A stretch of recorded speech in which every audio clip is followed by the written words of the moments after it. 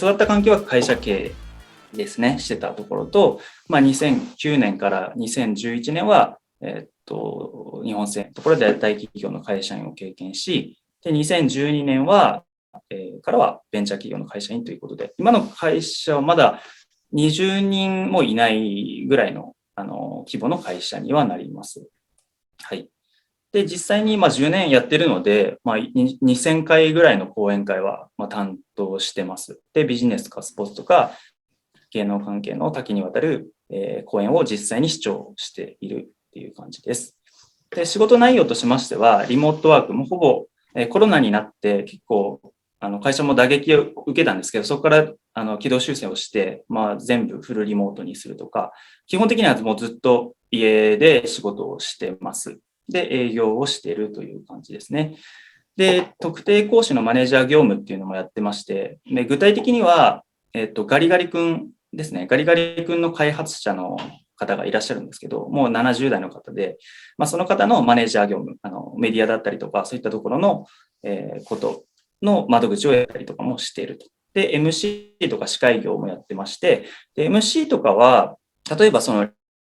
オンライン講演とかになった時に、その芸能人の方とか、スポーツ選手の方って、一人で話すのって結構ハードルが高かったりするんですね。で、榎本さんみたいにね、こう話せる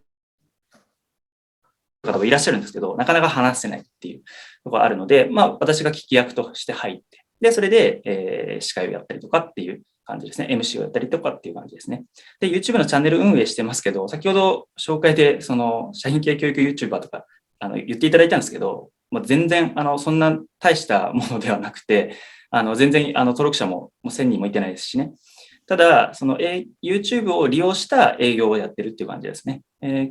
基本、そのプロフィールだけ紹介して、で、この方でお願いしますっていうパターンもあるんですけど、例えばオンラインとかなった時に、オンラインの時に、この人がどういうふうに話してるのかとか、どういう話をしてくれるのかとか、動画であった方が、やっぱりこう、倫理が通りやすかったりとか、そういったところはあるので、企画者に向けて、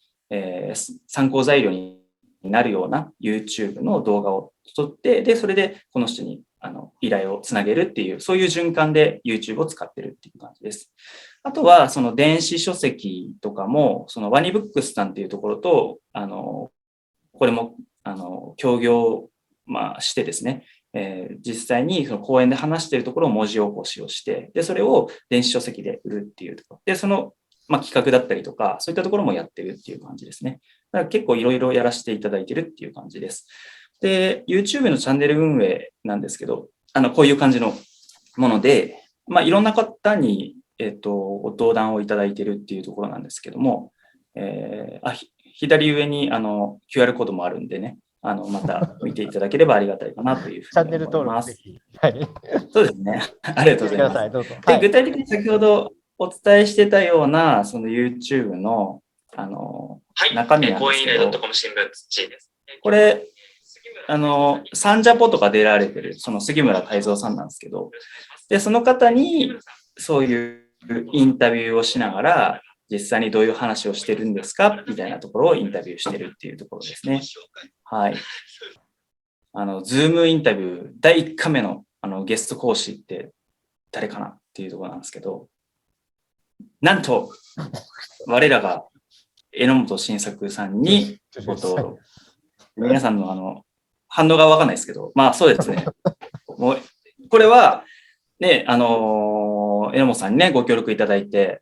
コロナ始まってすぐぐらいにこういったものをやろうかなって思った時にご協力いただいたっていうところなので、ぜひ、スタートしたばっかのことなので、私の質問の仕方もなかなかね、もどかしい部分はあるんですけど、ぜひ、チャンネル見ていただければありがたいです。私は、いろいろ、大企業とか、中小企業、ベンチャー企業とか、家の環境だったり、いろいろこう見ながら、私が思うところ、結論としては、その会社員という立場でも持続可能な未来に希望を感じられる再現性のある働き方があるということで思っております。ただ、もう日本社会における感覚としましては、会社員の存在価値って、あんまりこう、軽視というか、例えば、脱サラとか言うじゃないですか。で、脱サラってサラリーマンを脱することがなんか成功みたいな、こうね、見え方もすると思うんですけど、まあ、それもなんかしっくりこなくて、なんか、すごくうまくいってる人たちの、その、起業家とか、そういったところだけフォーカスして、現実問題、どうなのかな、みたいなところもあって、で、事実としましては、実際に日本社会における事実ですね、としましては、その就業者に占める雇用者の割合89.6% っていうことなんですよ。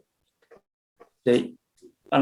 現実的には就業者の約9割が会社員っていう現実があるので、逆にその会社員が負け組っていうふうに思う、それは思うのはまあ勝手なんですけど、その会社員の方々のその自己肯定感とか、そのモチベーションだったりとか、その活性をするっていうことがですね、社会問題の解決に直結すると思うんですよ。なので、私はこの生き方っていうところを自分なりにこう研究して PDC を回しながらやっていったっていう感じです。まあ、働いてる人のほとんどが会社員ということで、会社員処世術を、棚卸ししていってるっていうところです。で、ざっと会社員処世術っていうところをもうざっとまとめていくと、この流れなんですよ、基本は。で、まずは会社の選び方ですね。これは皆さん就活とかやられる方とかも決まっていらっしゃる方もいらっしゃるか、まだこれからっていう方もいらっしゃると思うんですけど、これからですかね。思うんですけど、まあ会社の選び方っていうところが一つと、まあそれは会社の選び方ってポイントがいくつかあるっていうのと、で、その後に、会社にある、入った時で自分のそのやりたいことにつなげていくために、そのどうベクトルを合わせていくかっていう話ですね。ベクトルを合わせていく。その会社とのベクトルの合わせの仕方はこうありますよ。で、それで、ただそういうふうにベクトルを合わせてやりたいことをやろうとしたとしても、周りの賛同が得られないとなかなか現実化につながらないんですね。なので企画をどう通していくか。で、企画を通して自分のやりたいことができていくと、結構仕事って楽しくなってきて、給料もこう増えていくっていうところで、ただ給料増えていったとしても、手取りがなかなか少ない、増えないなっていう時期が来るんですよね。で、なので、その手取りをどう増やしていく、会社員として手取りを増やしていくにはどうするのかっていうところですね。で、ある程度手取りを増やしていって、で、あとは、もう今の成熟な日本で、普通にこう貯金を作っていって、それってなかなか厳しいんですよね、それだけでは。なので、投資っていうのはまあ必須になってくるので、その投資の中でも一番再現性のあるやり方は最適化は何なのかっていうところと、で、そこからその会社員から、富裕層。富裕層って一般的に、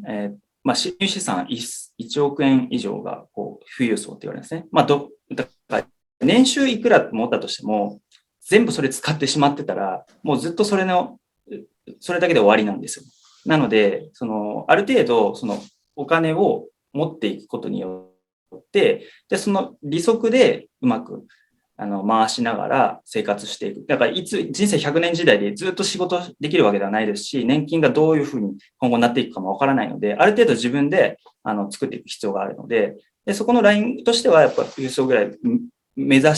すべきだし、っていうところですね。で、あとは選択肢を拡大して楽しく過ごしていく。結果的には、お金がどうだとかっていうよりも、もう自分が楽しく、ね、過ごしていくっていうところが一番いいと思うので、この順序でいくんですよね。ただ、今回時間がないので、この会社の選び方と手取りの増やし方っていうところに絞ってお話をしていきます。で、他の話聞きたいって方がいらっしゃれば、またちょっと呼んでください。